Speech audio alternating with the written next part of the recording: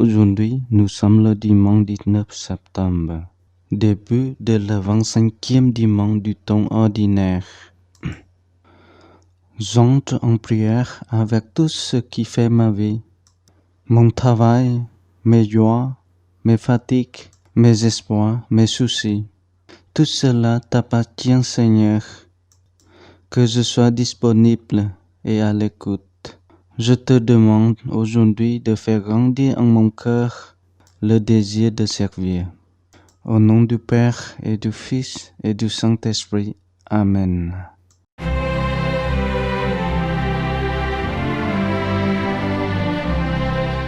Lecture du livre de la sagesse. Ceux qui méditent le mal se disent en nous-mêmes: attirons le juste dans un piège, car il nous contrarie, il s'oppose à nos entreprises, il nous reproche de désobéir à la loi de Dieu et nous accuse d'infidélité à notre éducation. Voyons si ces paroles sont vraies, regardons comment il en sortira.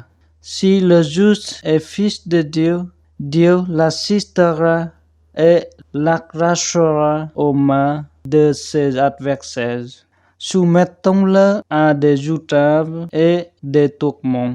Nous saurons ce que veut sa douceur. Nous éprouverons sa passion. Condamnons-le à une mort infâme. Puisque, dit-il, quelqu'un interviendra pour lui.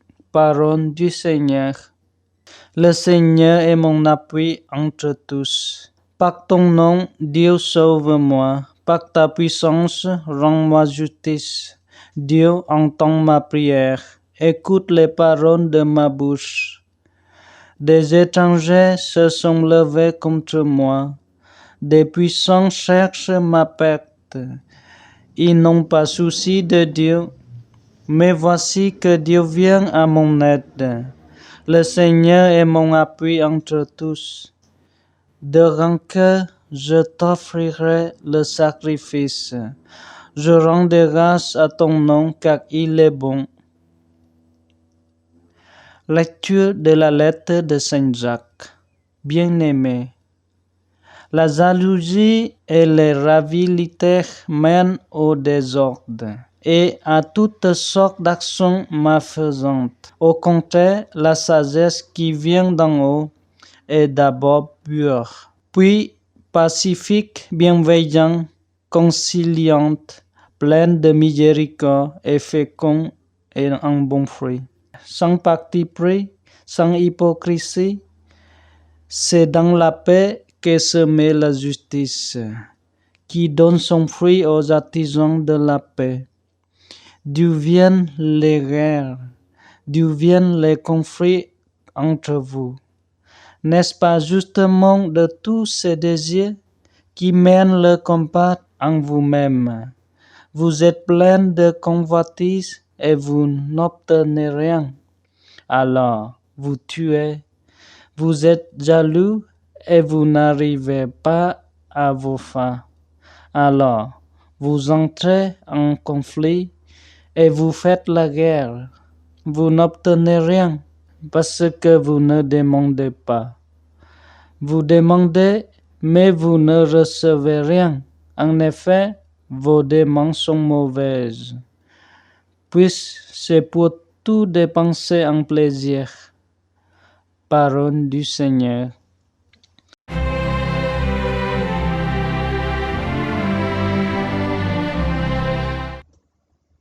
N'oubliez pas les exploits du Seigneur. Nous avons entendu et nous savons ce que nos pères nous ont raconté. Nous le redirons à l'âge qui vient, les titres de gloire du Seigneur.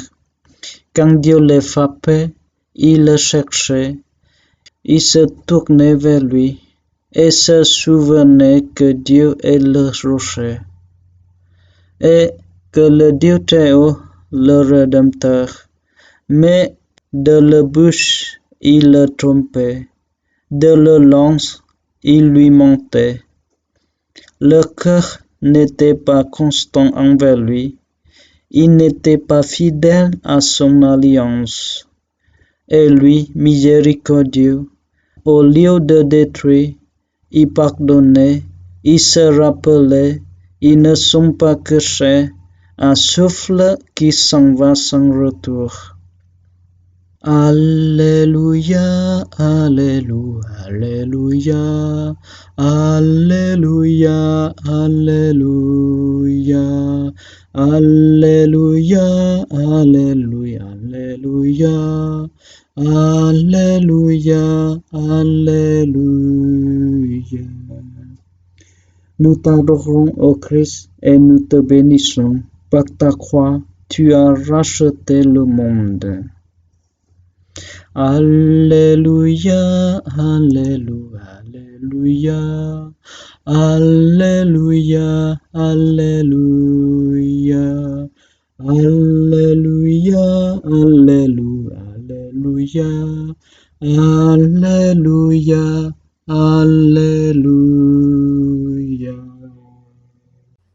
Évangile de Jésus-Christ selon saint Marc. En ce temps-là, Jésus traversait la Galilée avec ses disciples, et il ne voulait pas qu'on le sache, car il enseignait ses disciples en leur disant, « Le Fils de l'homme est livré aux mains des hommes. Ils le tueront, et 3 jours après sa mort, il ressuscitera. » Mais les disciples ne comprennent pas ces paroles, et ils avaient peur de l'interroger. Ils arrivèrent à Capharnaüm, et une fois à la maison, Jésus leur demanda, « De quoi discutez-vous en chemin ?» Ils se taisaient, car en chemin, ils avaient discuté entre eux pour savoir qui était le plus grand. S'étant assis, Jésus appela les 12 et leur dit, « Si quelqu'un veut être le premier, qu'il soit le dernier de tous et le serviteur de tous. » Prenant alors un enfant, il le plaça au milieu d'eux, l'embrassa et leur dit, « Quiconque accueille à mon nom un enfant comme celui-ci, c'est moi qui l'accueille. Et celui qui m'accueille, ce n'est pas moi qui l'accueille, mais celui qui m'a envoyé. » Acclamons la parole de Dieu.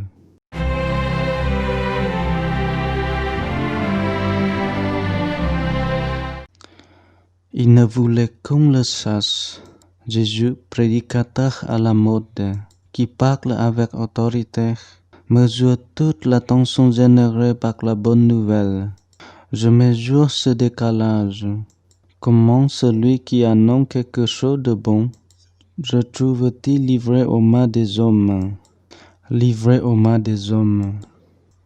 Alors que ses disciples cherchent à savoir qui est le plus grand, Jésus prend un enfant qui le place au milieu d'eux. Je mesure comment cet enfant, qui n'a rien demandé, devient le Christ sous le regard des disciples. On le pense, on le place et on le livre. Ne préfigure-t-il pas ici la trajectoire de Jésus? Quiconque accueille un enfant comme celui-ci m'accueille. Jésus renverse ce symbole. L'enfant qui n'avait rien demandé devient celui qui l'on l'accueille, que l'on protège, que l'on sert. À quel est suis-je appelé face à ce qu'il y a de plus fragile du monde? À cette deuxième lecture, qui est le plus grand, je me rends sensible à ce texte qui pointe les dérives de l'autorité. En ce dimanche, je parle au Christ Jésus qui remet les plus fragiles au cœur du monde. Je lui parle comme un ami parle à un ami. Je n'hésite pas à lui confier mes questions et même lui dire ma colère par rapport aux dérives de l'autorité, au scandale des abus.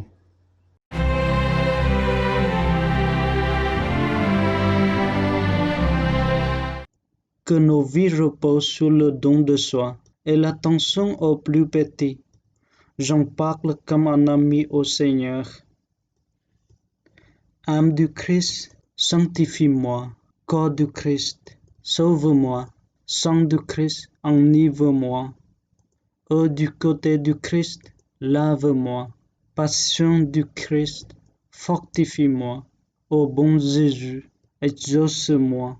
Dans tes blessures, cache-moi. Ne permets pas que je sois séparé de toi. De l'ennemi, défends-moi. À ma mort, appelle-moi. Ordonne-moi de venir à toi, pour qu'avec tes saints, je te loue dans les siècles des siècles. Amen.